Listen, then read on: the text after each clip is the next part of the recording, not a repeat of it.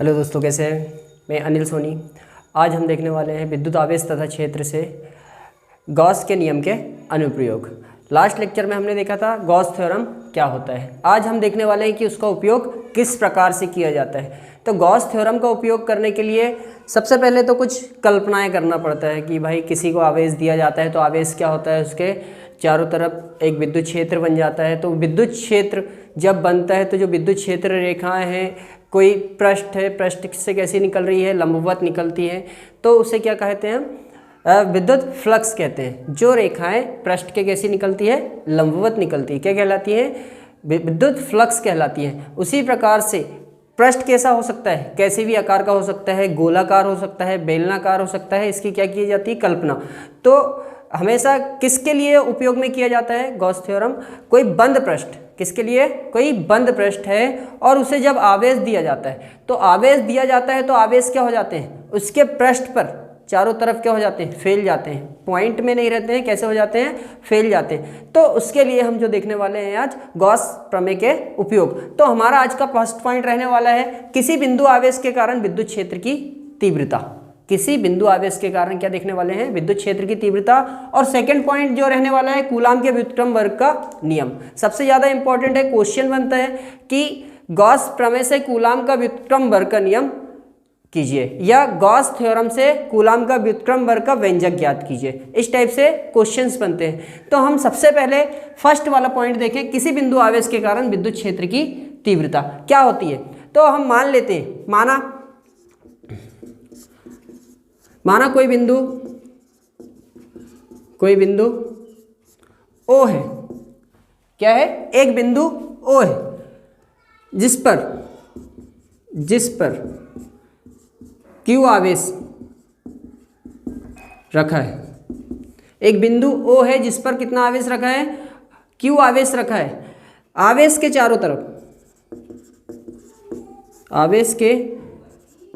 चारों तरफ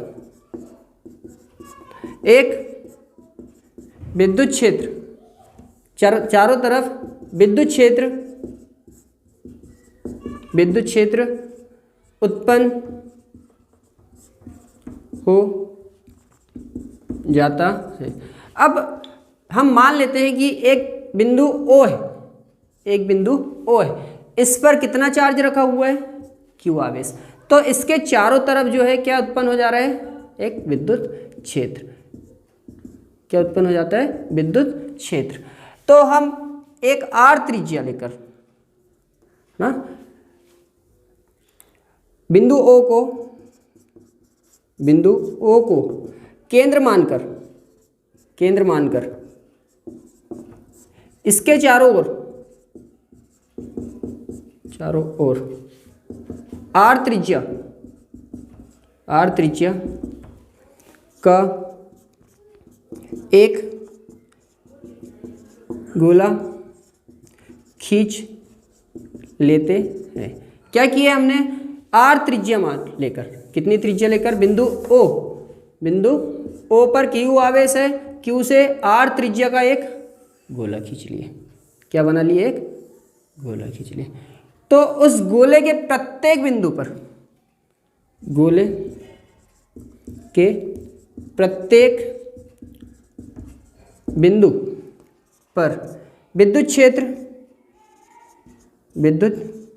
क्षेत्र एक समान होगा तथा विद्युत क्षेत्र रेखाएं पृष्ठ से, विद्युत क्षेत्र रेखाएं पृष्ठ से अभिलंबवत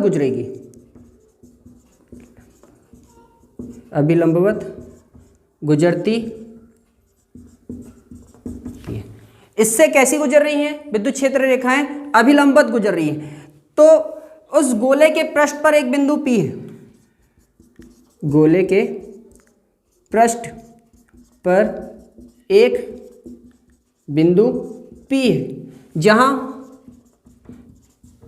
विद्युत क्षेत्र की तीव्रता की गणना करना है।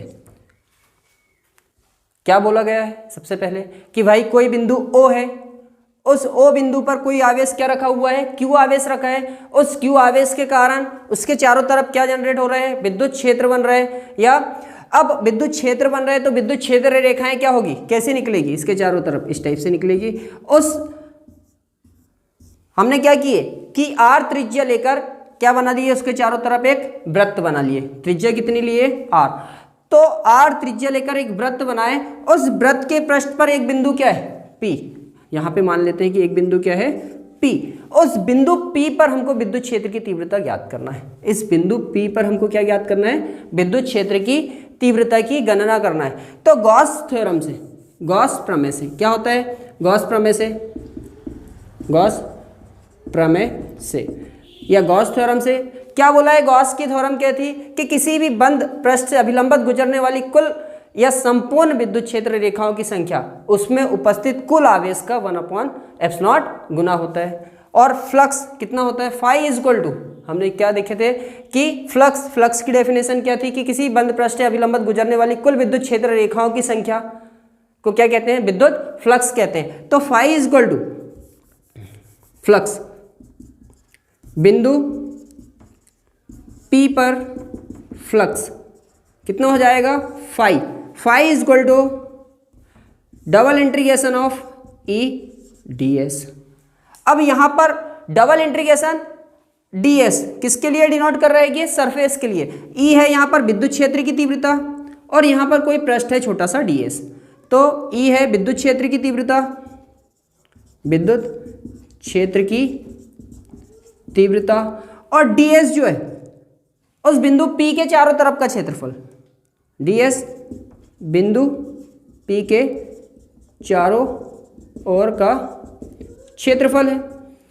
लेकिन अगर हमको संपूर्ण गोले का पृष्ठीय क्षेत्रफल देखना है, क्या देखना है, संपूर्ण गोले का पृष्ठीय क्षेत्रफल कितना हो, डबल इंटीग्रेशन ऑफ ds गोले का पृष्ठीय क्षेत्रफल। गोले का पृष्ठीय क्षेत्रफल कितना होता है, गोले का पृष्ठीय क्षेत्रफल 4πr², यानी जो ds की वैल्यू है, double integration of ds 4πr²। Flux कितना है हमारे पास, flux phi is equal to E double integration of ds, value put up कर दें, phi is equal to E multiply 4πr²। किससे निकला ये, फ्लक्स से। अब गॉस थ्योरम क्या कह रहा है, किससे, गॉस के नियम से, गॉस के नियम से। गॉस के नियम में क्या कहा गया है कि किसी बंद पृष्ठ से अभिलंबित गुजरने वाली कुल विद्युत क्षेत्र रेखाओं की संपूर्ण संख्या उस पृष्ठ में उपस्थित आवेश का 1/ε0 गुना होता है। मतलब फाई इज इक्वल टू कितना हो जाएगा, फाई इज इक्वल टू कितना, कुल आवेश कितना है हमारे पास, Q आवेश है, कुल आवेश कितना है Q मल्टीप्लाई 1/ε0। ये इक्वेशन 2, ये वाली हमारी इक्वेशन 1। इक्वेशन 2 और इक्वेशन 1 को हम क्या कर दें, कंपेयर कर दें। इक्वेशन 1 और इक्वेशन 2 को क्या कर दें, कंपेयर कर दें। तो Q is equal to Q into 1/ε0 is equal to double integration of E ds, value put करें E ds की कितनी होगी, Q multiply 1/ε0 is equal to E multiply 4πr²। 4πr² को ट्रांसफर करें कितना आ जाएगा, E is equal to 1/4πε0 Q/r²। E क्या होता है, विद्युत क्षेत्र की तीव्रता। तो बिंदु P पर विद्युत क्षेत्र की तीव्रता कितनी हो जाएगी, बिंदु P पर विद्युत क्षेत्र की तीव्रता E is equal to 1/4πε0 Q/r², newton पर कूलम। किसके लिए देखे अभी हमने कि किसी बिंदु आवेश के कारण विद्युत क्षेत्र की तीव्रता किसके द्वारा देखा जा रहा है, ये गॉस थ्योरम से। किससे देखा गया, गॉस थ्योरम से। नेक्स्ट जो पॉइंट है हमारा, कूलम के व्युत्क्रम वर्ग का नियम क्या होता है, यानी गॉस थ्योरम से हम किसका नियम निकालेंगे, कूलम का नियम। कूलम का नियम क्या था, याद होगा शायद आपको, जब दो बिंदु आवेश एक दूसरे से अल्प दूरी पर स्थित हो तो उनके बीच में या तो आकर्षण बल लगता है या तो प्रतिकर्षण बल लगता है। तो उन दोनों आवेशों के परिमाण का गुणनफल उस पर लगने वाले बल के अनुक्रमानुपाती तथा उन दोनों आवेशों के बीच की दूरी के वर्ग के कैसा होता है, व्युत्क्रमानुपाती होता है। तो कूलाम का नियम किस प्रकार से निकालेंगे हम, किसके द्वारा, गॉस थ्योरम से। देखते हैं कूलाम के व्युत्क्रम वर्ग का नियम। इसके लिए भी हम मानते हैं कि कोई बिंदु क्या है, P है। किसी बिंदु O पर एक आवेश Q है तथा आवेश के चारों ओर विद्युत क्षेत्र की तीव्रता उत्पन्न हो जाएगी और विद्युत क्षेत्र E है। अब विद्युत क्षेत्र E है तो हम क्या करें कि कोई बिंदु O, इस पर कितना आवेश है, Q, इस पर कितना आवेश है, Q। तो इस आवेश के कारण इसके चारों तरफ क्या होगा, विद्युत क्षेत्र की तीव्रता उत्पन्न होगी। विद्युत क्षेत्र की तीव्रता उत्पन्न होगी तो हम क्या करते हैं कि एक R त्रिज्या का एक गोला खींचते हैं। जैसे ही हमने R त्रिज्या का क्या किया, एक गोला बनाए। R त्रिज्या का क्या बना ले हम, एक गोला बना ले। यहाँ पर बिंदु O है, इस पर की O आवेश है।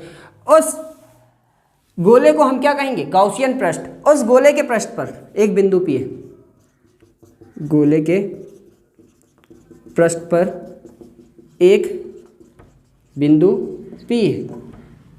उस बिंदु P पर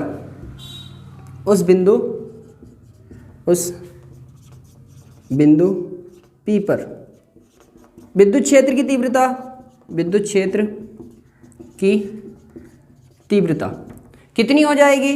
उस बिंदु P पर, हमने यहाँ पे एक बिंदु P ले लिए, R त्रिज्या का हमारा गोला है। बिंदु P पर विद्युत क्षेत्र की तीव्रता हमने किससे निकाले, किसी बिंदु आवेश के कारण विद्युत क्षेत्र की तीव्रता। उसी प्रकार से निकालने तो वहां पर फ्लक्स कितना होगा, तीव्रता तथा बिंदु P पर flux phi is equal to double integration of EDS या phi is equal to E multiply 4 pi R का स्क्वायर इंटीग्रेशन ऑफ DS गोलीय पृष्ठ का क्षेत्रफल, गोलीय पृष्ठ का क्षेत्रफल कितना होता है, 4 पाई R का स्क्वायर। कितना आ जाएगा, phi is equal to E multiply 4 pi R का स्क्वायर। गॉस थ्योरम क्या कहता है, phi is equal to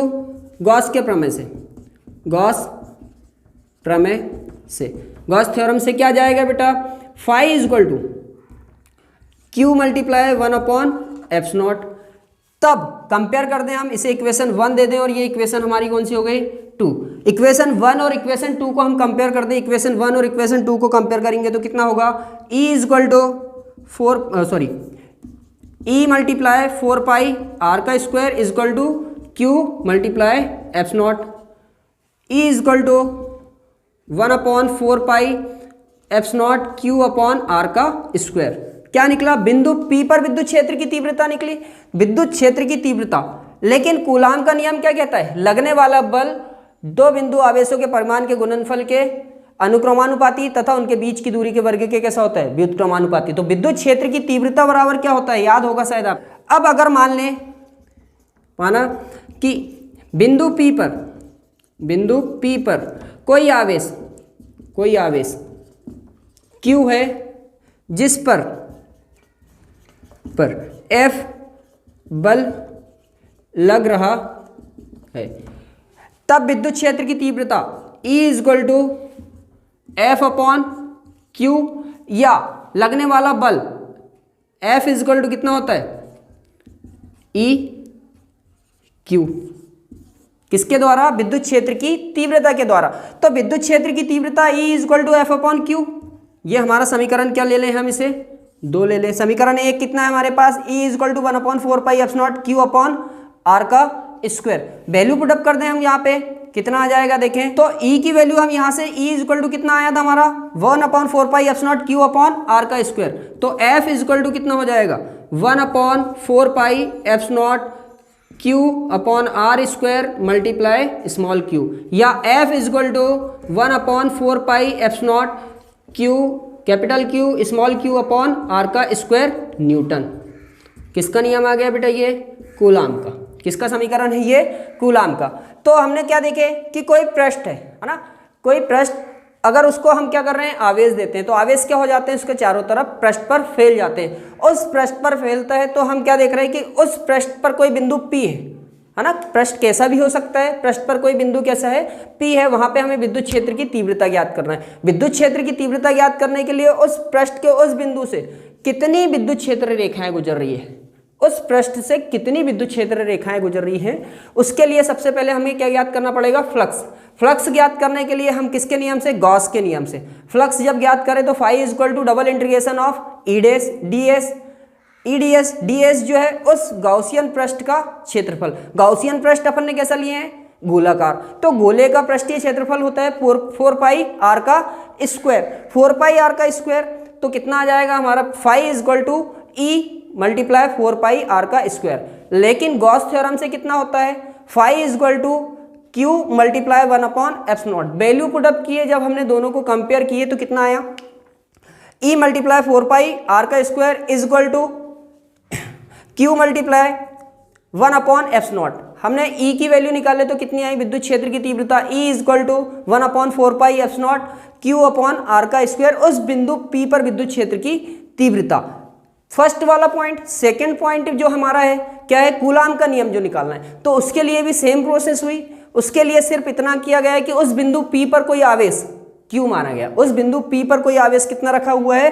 Q रखा है। उस Q आवेश पर विद्युत क्षेत्र के कारण कितना बल लग रहा है, तो उस पर कितना बल लग रहा है? F अगर बल लग रहा है तब विद्युत क्षेत्र की तीव्रता E इज इक्वल टू लगने वाला बल अपॉन परीक्षण आवेश F अपॉन Q। E की वैल्यू कितनी F की वैल्यू कितनी आ जाएगी? F is equal to EQ। E की वैल्यू हमने जो निकाले हैं विद्युत क्षेत्र की तीव्रता इस बिंदु पर, वैल्यू पुटअप किए 1/4πε0 Q अपॉन आर का स्क्वायर मल्टीप्लाई Q। कितना आ गया? F is equal to 1/4πε0 Q capital Q small q upon R का स्क्वायर न्यूटन। थैंक यू, आप लोगों को समझ में आया होगा।